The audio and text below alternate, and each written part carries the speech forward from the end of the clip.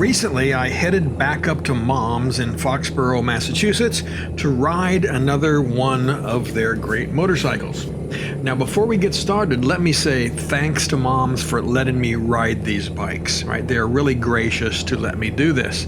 And also, they are one of the few dealers around this area that actually wants you to get on their bikes and give them a try. So if you like the bike that I'm going to talk about today, or any other of the Triumph, Yamaha, Ducati, or Indian motorcycles, give them a visit and of course tell them I sent you. Now, the bike I'm going to be riding today is one I've been interested in throwing a leg over for some time, and that is the 2024/25 Scrambler 400X. Last winter, I got to see the pre-release models, and while they looked pretty cool, you could see some areas that were not yet up to the typical Triumph quality, fit, and finish. Most of these things were small, like the finish of the side covers and the position of the instrument cluster. However, I'm glad to say that all of these shortcomings seem to have been corrected in the production version. Hey guys, so I'm out here today riding another new bike. This is the Triumph Scrambler 400X. It is a little 400cc Scrambler. Triumph was working on these for the last few years and now has got them on the dealer showroom. And so far I've only been on the bike for a few minutes, but I have to say I'm really enjoying this ride, right? Obviously it's a 400cc bike, right? So the first couple of gears, it takes you a little bit to get up to speed, but once you do, this bike is really nice and fun to ride. And I think it'd be just fine for, back road bombing, city riding, those kinds of things, which is exactly what it's designed for. Now, it does, of course, have this scrambler look and feel to it, but it's really not made to be an off-road bike. I mean, of course, you can do anything with them, but primarily this is designed to be a street bike.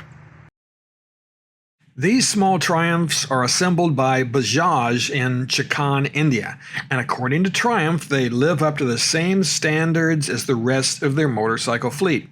Now, just looking at the Scrambler 400X, it appears that they are not kidding, at least as far as fit and finish are concerned. The 400X is surely a nice-looking motorcycle, but the question is, how does it ride and handle? So to find that out, I climbed aboard and took this red one for a ride. The base price of the Triumph Scrambler 400X is $5,595 US.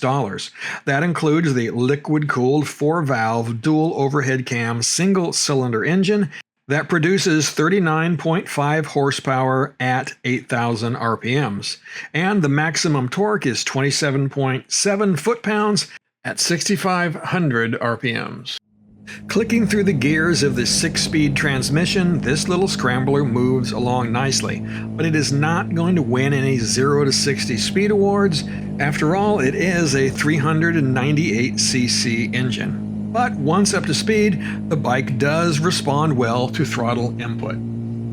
I found the riding position to be upright and comfortable, and the seat did not produce any hot spots that is common on bikes in this category. Another thing I liked is the round mirrors. Although not the highest quality or spiffy looking, they worked very well, allowing me to see both alongside and behind. Again, this is something that is not common on many bikes in this category, as often it seems that style is more important than function. At higher RPMs, I could feel a slight buzz in the saddle, but nothing in the bars and the mirrors did not shake. Honestly, I wish my Tiger 1200 was as smooth. For suspension, the Scrambler 400X has a 43mm upside-down big piston fork with 150mm or 6 inches of travel. In back, you will find a gas monoshock that is preload adjustable, again with 150mm of travel. While this level of suspension is not up to my Tiger's premium standards, the little Triumph did very well on our bumpy New England backroads. Being able to easily stand on the bike is also a big plus.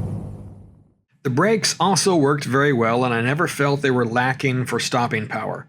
Both front and rear are provided by Brembo under the budget Bybri brand. The front caliber is a 4-piston radial design that squeezes a 320mm fixed disc. In the rear, you will find a 230mm fixed single disc with a single piston floating caliper. For wheels, the 400X comes with 10-spoke cast aluminum rims, a 19 in front and a 17 in the rear. The bike comes standard with the Metzeler Karoo street tires, which seem to work just fine. For handling, the 395-pound motorcycle was fairly easy to toss around, but the 19-inch front did make it a bit slower to respond than I was expecting. However, I got used to this very quickly. While the larger 19-inch front wheel may slow handling down a little bit on the street, it also would be an advantage riding off-road. Although I am not sure how much the bike is capable of doing that, no matter what Triumph's advertising suggests. Smooth dirt and gravel roads, sure, but rocks and mud, I don't know about that. But a good rider can go anywhere on any kind of bike. I did take the bike through a gravel parking lot, and it felt very stable and it handled the bumps very well. As I mentioned before, it is very easy to stand on the bike and it feels very confident and stable. The seat height of 32.87 inches is easily manageable for my 5'9" frame with a 31-inch inseam. And the 400X, it also comes with a 3.4-gallon tank. According to Triumph, the bike should average 70 miles per gallon, but I have seen owners reporting on YouTube between 52 and 80 based upon your driving style. For technology, the Scrambler 400X comes standard with both ABS and traction control. The ABS can be switched off, and the traction control is also customizable. I did not mess with these things very much on the test ride, as I was more concerned with how the bike feels and handles. Other tech includes ride-by-wire, LED lighting, and an accessory USB socket near the instrument cluster.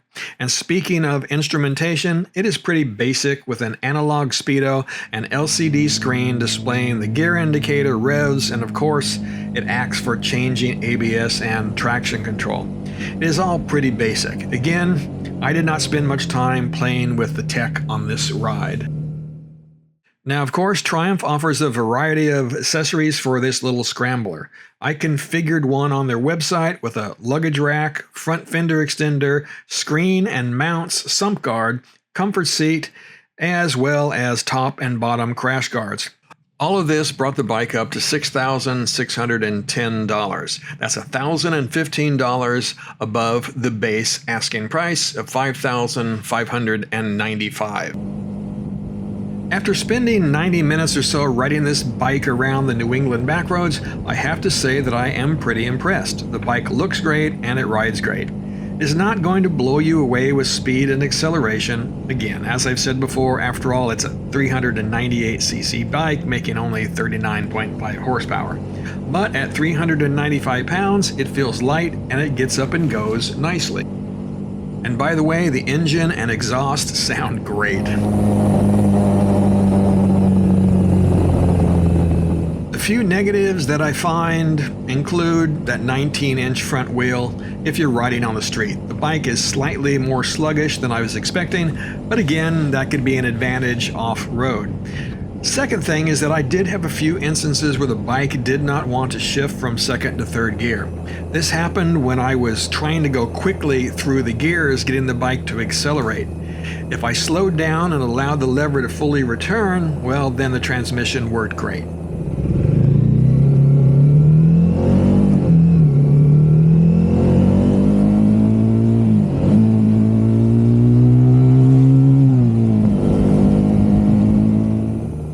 Now, while this bike looks great from a cosmetic level, there are those strange indentations on the tank that provide clearance for the fork tubes. But again, all of this stuff is minor. Overall, I was very pleased with the Triumph Scrambler 400X. So here is the big question: would I own one?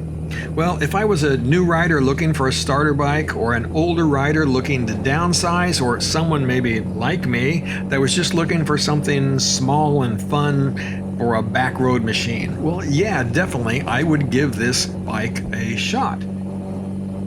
In fact, I am thinking of getting rid of my WR250R because it has not been ridden in over 2 years. So this bike, the 400X, is something I could ride around on the back roads and occasionally hit some dirt roads. So it's got me thinking.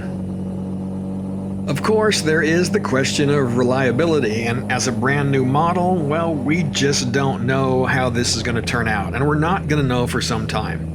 But based on my experience with the Triumph Tiger 1200, I have no reason to think this little Triumph will not be equally as trouble-free. So if, like me, you were interested in taking a look at this little Scrambler and you live in the New England area, well, head up to Mom's in Foxborough, tell them I sent you, and they will let you take one for a test ride. All right, guys, ride safe and keep squeezing your lemon.